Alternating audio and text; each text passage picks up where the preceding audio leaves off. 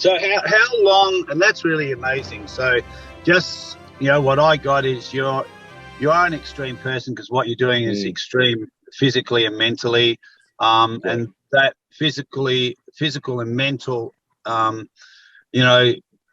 deal that you're going through is reflected in what people go through with mental health and suicide. Like the extreme pressure. Sorry, someone just tried to call me. The extreme. Did you tell them?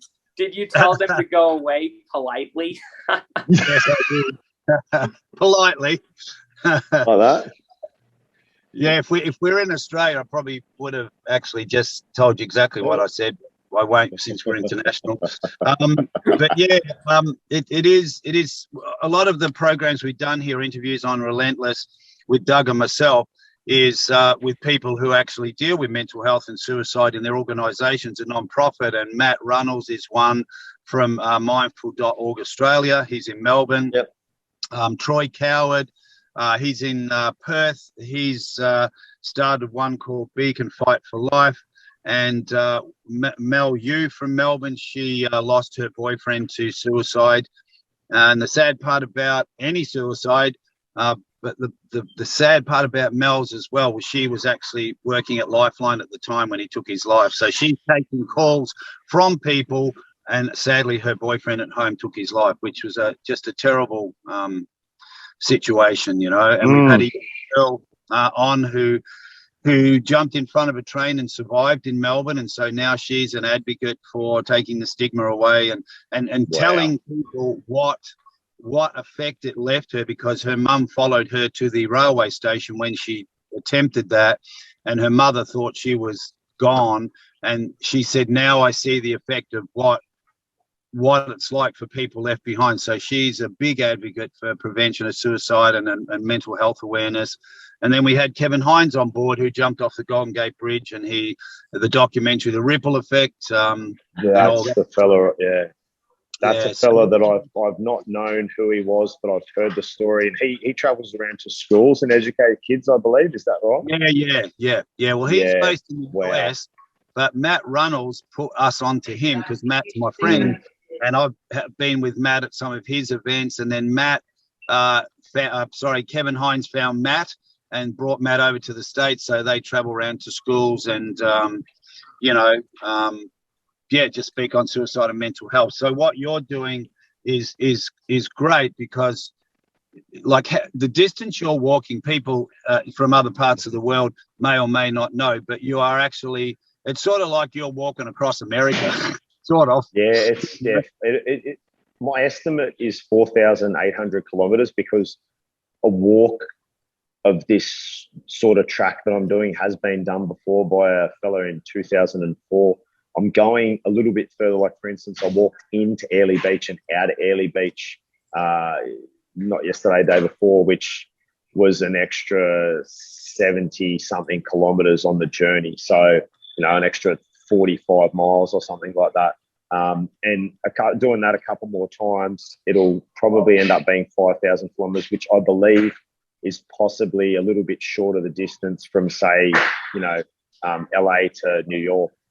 Yeah, it's a long. Can I ask you one thing, Matt? Mentally, mate. Not physically, but mentally, how do you cope with that? Because Hang on, mate, wait 2 seconds. I think this will go. How you going, mate? I've just had some people pop in. What's going on, mate? Brady, nice to meet you, mate. I'm actually on an interview with a dude in the States at the moment. You're hanging around for a little bit? All right, sweet. I'll get to you in a sec, my bro. All right, peace. Speak to you soon. Awesome. That's great. There you go. I love it. So, yeah. I love it. It's bloody great, mate. So how do you do it mentally? Like, what goes through your brain of knowing, I'm going to start today, but I've got all this? Do you do it a step at a time and not worry about the end result, and just a day at a time, second at a time? Yeah, man. All right, so just a quick one. We don't swear on this podcast, do we? Yeah, you can. So when I first started, I'll explain to you on a little expansion. So when I first started the journey, so you go to the most northern town in Australia is a place called Bamaga, and it's 38 kilometres still from there to the very tip, like the most northern part of the continent. So that's a day's worth of walking in itself, really. And that's the minimum distances that I'm trying to cover a day. So to do the whole journey in 140 days, 36 kilometers a day average for 140 days. Wow. Now in that, we had a late wet season because that part of Australia is tropical. So because Australia expands so far, we've got like Miami, how it's very tropical right down the bottom of the panhandle there. And then we don't have that extreme northern aspect, which is our southern aspect, but our snowy mountains, because of the altitude, we do get snow. So I was walking for 4 days and I was wet for 4 days, like tropical wet. Everything was saturated. Everything in my bag was fine, but my clothes were saturated. So to bring that expansion back down, so that there was a little bit of adversity that hit me straight away. And you've literally, as cliched as it is seriously one step at a time. And then short of that, I was breaking my day up into 5 kilometer sections, which is roughly an hour. And now I'm this far into the journey, I break my day up into 16 kilometers because 2 16s is 32. And then I've been pushing further 16 on top of that again. And then, sometimes pushing out to 64.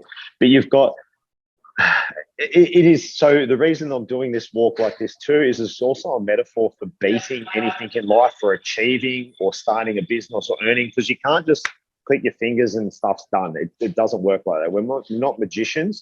We don't learn to spell straight away, mathematics, run, all of the above. It's things you've got to practice on and keep working at. So every day is a little bit further. And I remember when I got to a place called Laura, which is probably about 800 or so kilometers into the journey.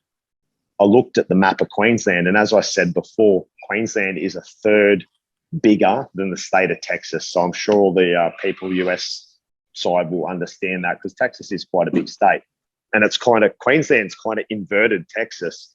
Like you flip around the other way, it's fat at the top or fat at the bottom and then skinny at the top. And you invert Texas, it's like that. So I looked at the map and I zoomed in from Laura and I had a video and I zoomed out. And then to realize that I'd only done 800 kilometers and still see that I had to do that almost another 3 times just to get out of the state. And and I got goosebumps that because as I put it up as a story, a mate messaged me in the inbox. He goes, "Never look at the map." I'm like, never look at the map. And it's funny. It's like thinking, if I was thinking right now, like Tasmania, I'd be going nuts because I'd feel like I've got no traction. 16 kilometers in now, I'm a quarter of the way through the journey. Over like 30% of the journey's done. I've still got, I think it's 12 to 1300 to the edge of the border where I cross over into New South Wales. New South Wales as a state is, I think it'd be just under 1,000 kilometers to get in and out of that. And then Victoria at the bottom is quite a small state, but to get where I've got to go, I've kind of not just traverse it, but go around along. So this journey takes me through 4 states as well, which is all East Coast states. So yeah, it is literally one step at a time. I apologize for expanding and taking so long there, but it just triggered that question that I think it needs to explain, that this is a metaphor for getting over anything in your life. We can't just take a magic pill and things go away. We've definitely got to take steps in the right direction moving forward. We can move sideways. We preferably don't like to move backwards. The Australian coat of arms has 2 animals on it that can't walk backwards. We've got a kangaroo and an emu, and neither of them walk backwards. And in our anthem, it's Advance Australia Fair. Like, always try to move forward. There's nothing wrong with standing still, but we always try to move forward, even if it's half a step. As long as we try to move forward, we're winning. And that's those little wins every day.